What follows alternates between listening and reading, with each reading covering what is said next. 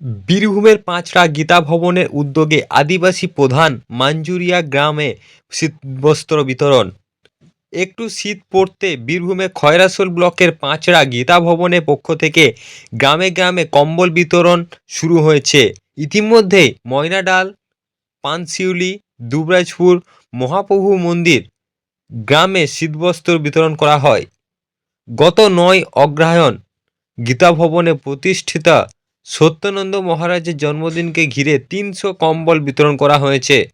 এই দিন 1 ডিসেম্বর দুবরাজপুর ব্লকের মাজুরিয়া প্রাথমিক বিদ্যালয় প্রাঙ্গণে গ্রামের স্থানীয় 40 জনের হাতে শীতবস্ত্র কম্বল তুলে দেন অধ্যক্ষ স্বামী সত্যানন্দ মহারাজ। তাদের মধ্যে 4 জন সংখ্যালঘু সম্প্রদায়ের, 10 জন তপশিলি জাতিভুক্ত এবং বাকি 26 জন আদিবাসী সম্প্রদায়ের মানুষ। শীতবস্ত্র পেয়ে তারা খুবই খুশি।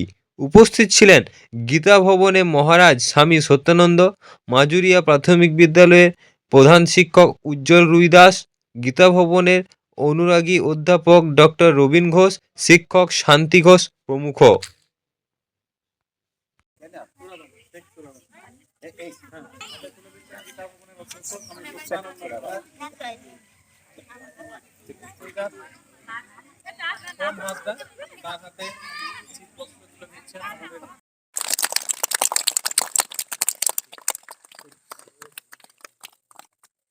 তারপরে আমাদের রবীন্দ্র, উনি হচ্ছেন ডক্টর রবীন ঘোষ।